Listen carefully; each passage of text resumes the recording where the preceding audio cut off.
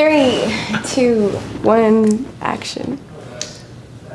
Good afternoon, ladies and gentlemen. Welcome to another episode of the Love and Hustle Show. My name is Cleveland Bishop. And my name is Djayla Smith. I'm trying to sound as nice, as succulent as you, but it's hard. You are succulent, honey. Succulency. Damn, we're gonna notice the difference. Between what? Your voice is so crazy. Oh my goodness. I don't have a good talking voice like you. Okay. All right. So, today, guys, on the Love and Hustle episode number 2. This is our new setup, by the way. How do you guys like it? Can we give them a little bit of perspective as to what's going on right now? Like what the situation is? Yeah. Okay. So, right now we are in the front of our office. Mm-hmm. We kind of set the vibe of just the nice sofa. I'm not gonna lie, we pulled the sofa from the back to the front. Mm-hmm. We have some tables. Mm-hmm. And this is kind of just our work area, our work vibe, executive suite lounge Careful. up here. Mm-hmm. And that's the vibe. We love plants. We've had these plants since 2017 at our last studio. That's a whole story for itself that we'll tell soon. And yeah, this is the lovely studio vibe for now. Yes. But I think with me and you, we just love different vibes that it'll change. Yes. Vibes. If you use the word vibe again, you owe me $10. How many times did I say it? I don't know. Okay. But no, you're right. This is a great setup. I love this setup. And the Love and Hustle show has to have a certain dynamic. It has to be this. We're talking, but then also we're talking. Yeah. You know, it's so interesting. It's, you know what? Should the camera be metaphorically one person, or should it be an audience? I think it should be an audience. How big of an audience? I think it should be a talk show audience. Let me tell you why, though. Let me tell you why. Because you love Oprah. No. that is true. Because, honey, I think that's going to allow me to just put on a show. A show? What do you want it to be? Tap dancing? That's what it sounded like. No, I just think that's going to allow us to just play with the camera maybe a little bit. And if it's an audience? Because most people have a hard time, because it's just like this. All right, give me the size of the audience. You, give me the size of the audience. But if you're telling me this lens is an audience, this size of the audience is maybe... Are we talking, is this a small setting? Is this... This is maybe like an Ellen-sized audience, so maybe... That's a big audience. I've never seen her audience. Okay. Before, maybe, what is it, like 200 people? Yeah. I mean, it's a solid amount of people in there. Okay. Hey, welcome, guys, to the Love and Hustle episode. I feel like I have to have a gap in my teeth. I've been watching so much. What's that guy's name? I've been watching him so much. I feel like I have to have a huge gap in my teeth. Okay, let's walk onto the show and sit down. Now I think we're doing too much. Okay. Now I think, and what are the glasses for? I just Why do you wanted need to glasses? be character real quick. Be yourself. Do your thing. But you were going very far with that little journey there. I was. But what's the topic for today, honey? Like, this is Love and Hustle show. Okay. Y'all obviously came because... The topic for the day is a couple of things. But specifically, and the reason it's taking me, the reason I'm elaborating so long is because I don't know what the topic is. But at the end of my elaboration, I hope to know. Because this isn't audience generated. You guys haven't told us shit because we just made them up. It's kind of like we paid them to come here. And now they're like, all right, dude, time's a ticking. Okay, let's imagine this. Okay, we are the audience. We just sat down and someone just told us, we're walking down the street in New York. Wait, we're the audience now? Listen. Pull you in. Pull me in. You're walking down New York Street right now. Someone pulls you and like, sir, can you come to our live studio audience real quick? It's called the Love and Hustle show. And you're like, Love and Hustle? You either come or you don't come. Okay. Pulls you in. You sit down. What are they talking about? Okay, so I imagined a guy on stage, and he was laughing real loud, and he just wrapped up a bit. Maybe he was having a conversation with a telecast with an entrepreneur or in some capacity, and he's on stage with his wife. And he's on stage with his wife, and he just got an entrepreneur that's their buddy off the line in some capacity. And he's all right. I'll see you. Hey, we're heading out, whatever. But he was dropping bombs, and that conversation was about maybe him growing his business in some capacity. Okay. But now him and his wife are now about to have a deeper conversation because they have a phenomenal relationship. They know they do. Everyone knows they do, and they're just talking about that. And at the same time, they have a flourishing business and flourishing businesses that they have. And so they can talk to you about business, they can talk to you about relationships. That's the range that those guys have, and they're pretty open. And the audience is super diverse too. Audience is pretty diverse. That's what I'm imagining. And now he's about to start talking about something specifically. He's going to start talking about the current space of starting a business. And him and his wife are going to talk about 2020 because we walked in right before Corona. Or maybe no, we walked in during Corona. This is I just got pulled into this as coronavirus is hopefully coming to an end. And now these guys are talking about the world of starting a business and what it means to them and how they would do it if they had to start it all over again. Can I start? Yes. Okay. Well, first of all, the landscape has completely changed.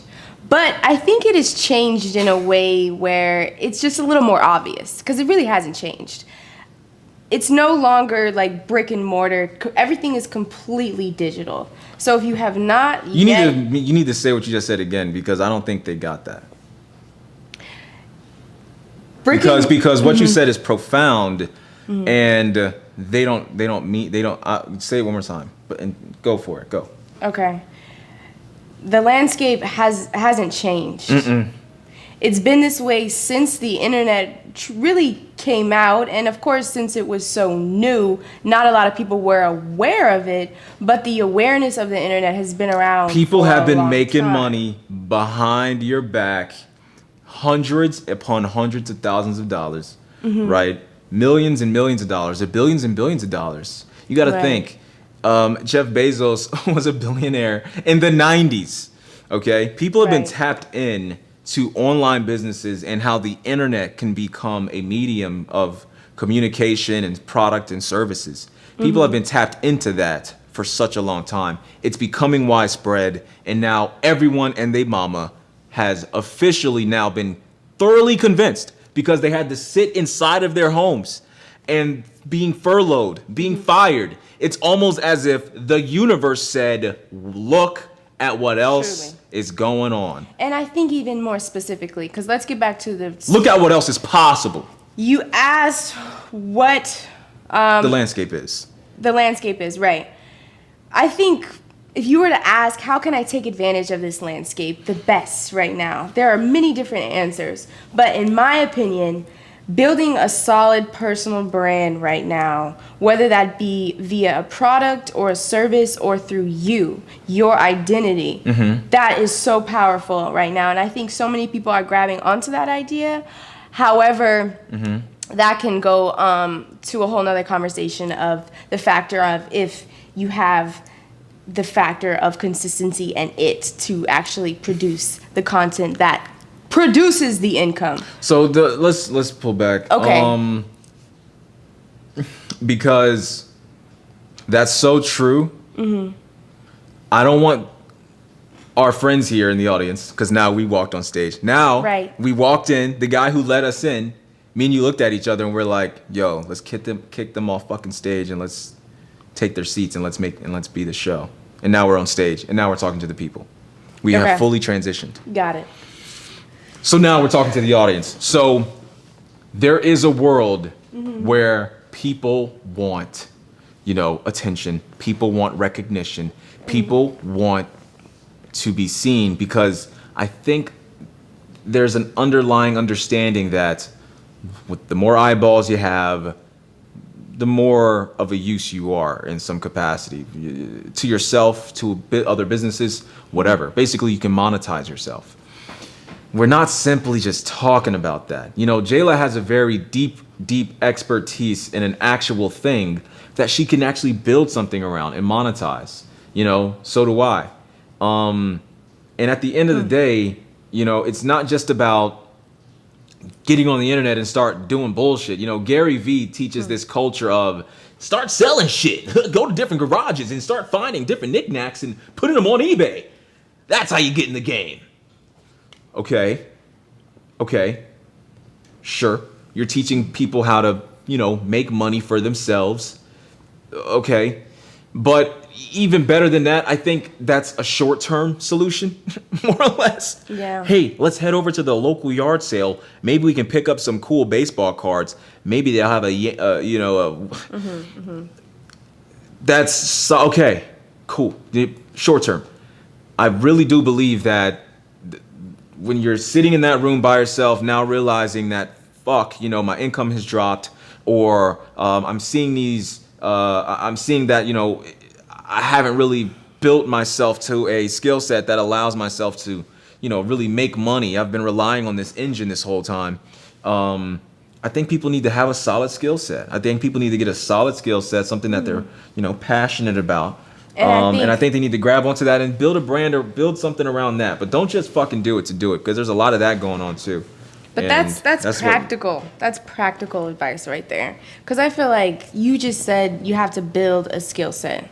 Mm-hmm. Like, that's just the simple answer. And I feel like people will try and search for more and make excuses as to why they can't make money online, or why it's hard to make money online, when in reality is you just have to really hone in on a specific skill set, and it takes time to get better at that thing. But you just got to pick a lane. And I think for me, that was the hardest thing about just being successful as a digital entrepreneur in general, is because once you get online, you realize, holy crap, there's so much I could do, and I could really do whatever I want. So then you're like, okay, what is it that I really want to focus on? Because the more niche you are, the better it is, they say. But I just think it gives you overall better clarity and direction when you have focus on one thing and finding that skill set. So that's very practical. That's a practical,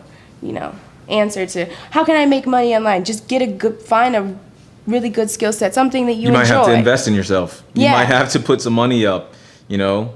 You might have to figure out how you can find, you know, somebody who's good at what you do. Mm-hmm. And so one thing's really interesting I want to move on to is that, you know, we rely on each other a lot to do what we do. I don't see how it'd be possible to do everything by yourself.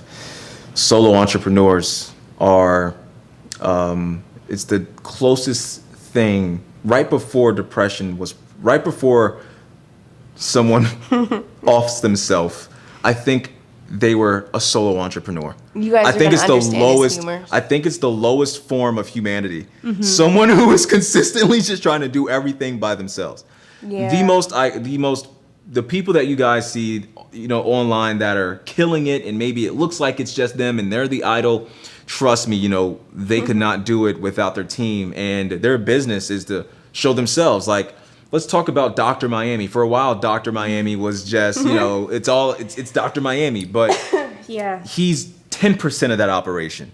He has that thing running like an absolute machine. You freaking know for sure, because you know some of the ladies that have gone down there, and the way you describe to me as to what's going on is, I've never even imagined that that's all that's happening. But for him to have such a large audience and to get so much business, how else could he not have an operation? You said that in the best way possible, such a structure. Insult anybody. Yeah. But no, it's very true. Your team is so everything. important. And I personally suggest that before you get going on your newest venture, you know, as you get going on your new venture, as you get going on maybe doing something from the crib or whatever it is that you're trying to start, you know, definitely don't lose touch of people, because internet people, there's a lot of these internet people who who want to say, how can I start a business with $2,000? Hey, how can I start a business with, maybe about 4 or 5 grand, and I want to be able to make $10,000 a month or in the next 6 months. Yeah. Like, what the fuck are you talking about? That you're trying to flip money. Yeah. Like, what are you talking about? You're trying to flip money. You need to dig a little bit deeper, bro. Go to your soul, find something there, and then pull it out. You know what I'm saying? It's not always about just flipping the money. What do you like to do? That's the wrong question to ask. I mean, you want to flip the money, but trust me, the question you want to ask is not how to flip the money. It's like if your car breaks down and you got to push it up a hill. It's like, well, how do we get it? How are we going to get it up there? It's like, well, yes, that is the question. Yes, but more than anything, is there anything we can leverage to start pushing this motherfucker up there? So can we find a stick? That's a starting place. Gotta be a strong stick. You know what I'm saying? But I don't know. No, I agree. I just don't always think the answer to the question is the obvious question. You won't find the answer to the obvious question. And everything that looks simple online is never simple. And it's never that easy. So I agree. And I think the biggest thing for me and you both has always been just the love, and keeping the love throughout everything. And I see a lot online, and everybody lives their life different, and everybody expresses love in all different kind of ways. But for me personally, to be in business with you on a daily basis and be able to go home with you at the end of the day and love you as strongly as I do, I could never imagine you being the type of guy to go off on business trips for weeks and months. Like, I think you got to know who you are too in your relationship. You said you can never be that type to if I have to go off for weeks, you couldn't do that? No. If you had to go off for weeks, I see. The thing is, I don't know. There's so much mobility now to the world. It's almost not like you have to go off for weeks, but at the same time, there's definitely late nights. There's definitely 3-night stays, 4-night stays, coming home, then leaving again. So it's not like you're going for weeks, but it can be a thing where it's just like this back and forth. I mean, that's a world that we live in. And I will say, I think it's really cool. I was listening to an interview by Naval. You know where I'm going to be for weeks. I got shit I got to do. Unless the thing that I'm doing is the thing I'm doing for weeks. But then you're probably just there, too, hanging out. Yeah. Or I'm at your thing. It doesn't matter. Yeah. Camera died and we had no idea. Tune in next